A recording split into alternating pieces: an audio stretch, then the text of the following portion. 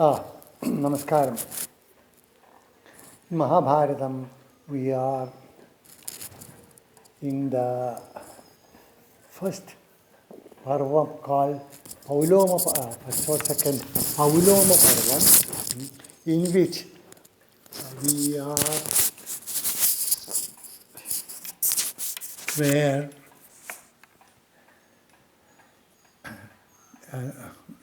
Vinata, Garuda's mother, was enslaved to Kadru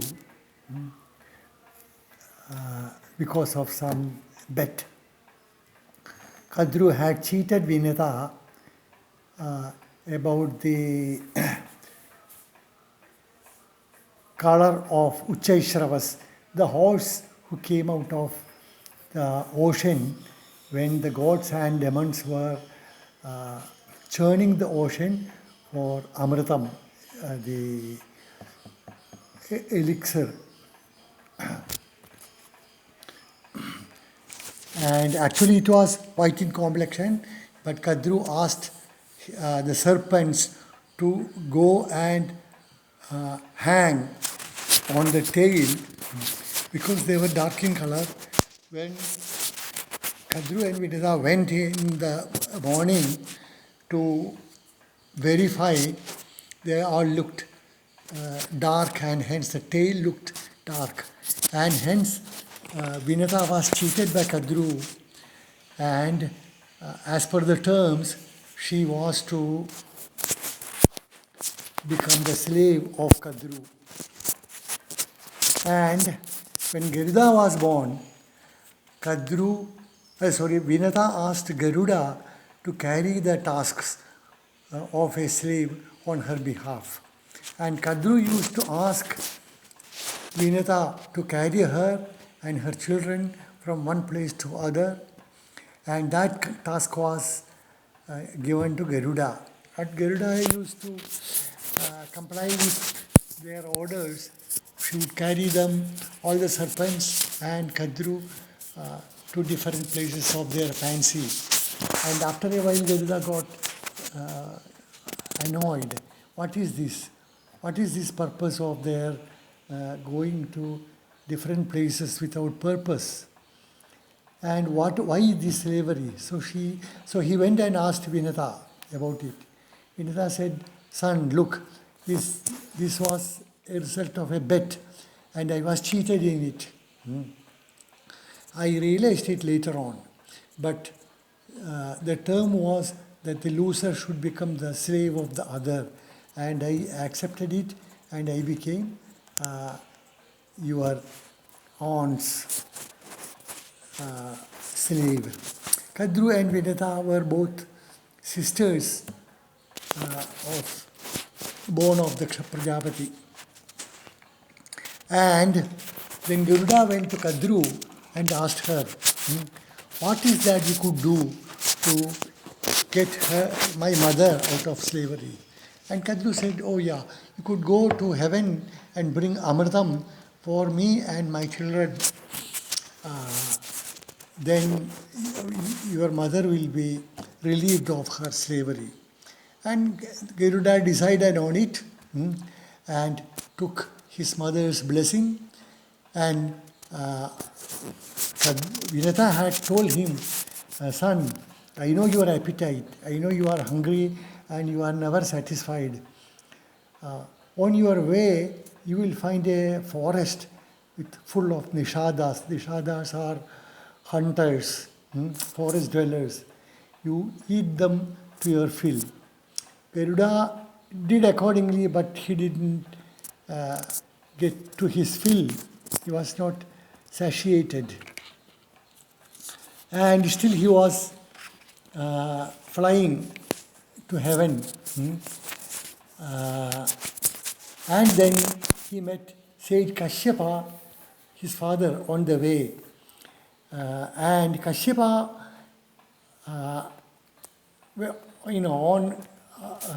when they were chatting about how were things at home and what was the task Garuda was on, and Garuda replied that he was going to get Amrtam, and also said that he was hungry. And Kashyapa said, son, look, when you go towards Himalaya, you will find a huge lake which is very deep, and you will find one elephant and one tortoise, both of immense proportions. Mahabharata says that each of them are 2-3 yojana. A yojana is 8 miles. So 2 yojana is 16 miles. That's the length and equal width and proportionate height. And that was also for the tortoise. And you would find them, you could eat them to your fill.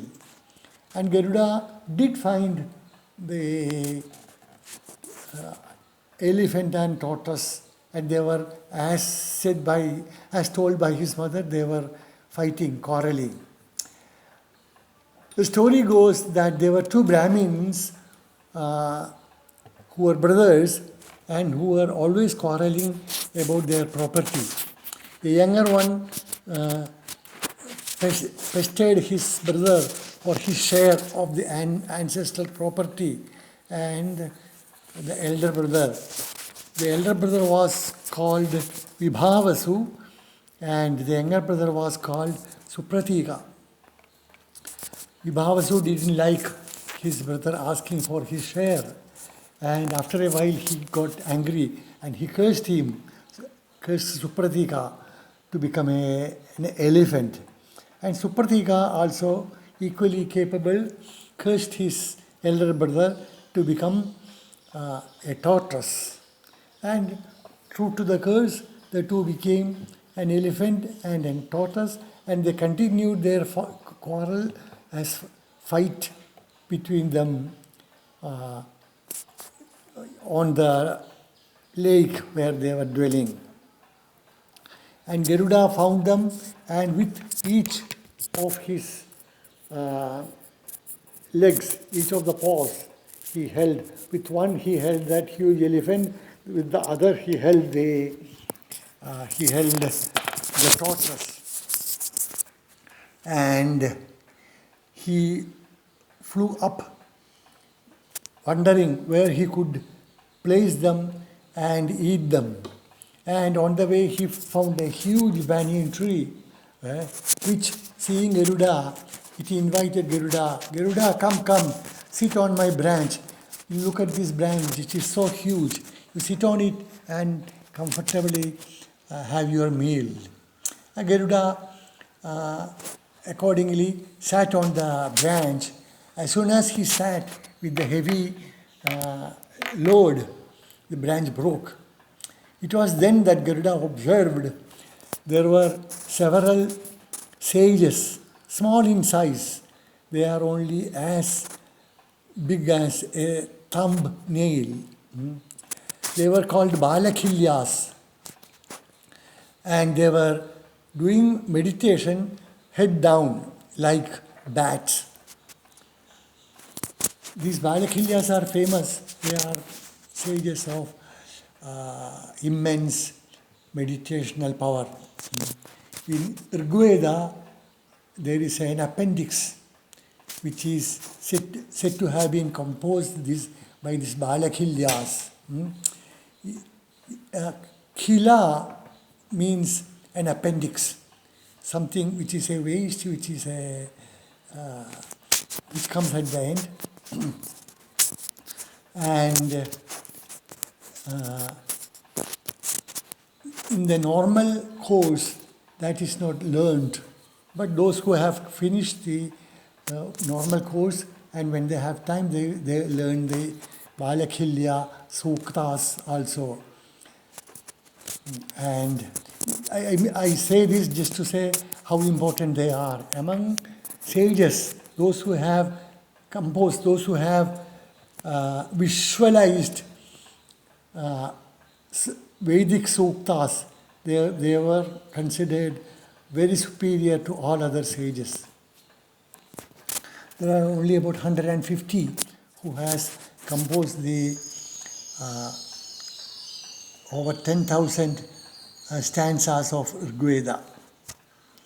And Garuda was afraid that if the Balakilyas were hurt because of the tree branch breaking, he would be cursed.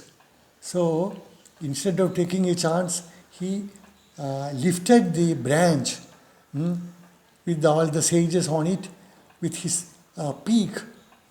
with his beak, and continued his flight towards the Himalaya. And he met sage Kashyapa again, and he said, Garuda, why do you carry this burden unnecessarily?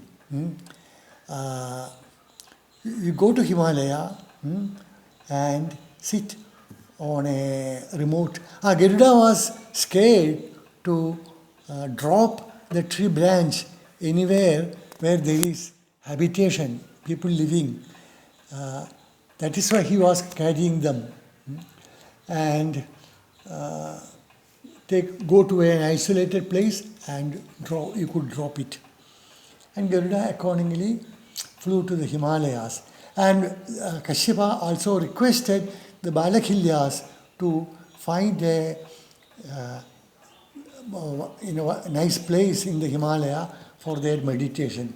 The sages agreed to that, and they went off from the tree branch to the Himalaya. And Garuda went to the Himalaya, found an isolated place, sat there and ate the elephant and the tortoise to his fill. And he continued his flight to heaven for Amrtam. We shall complete the story to next day. Namaskaram.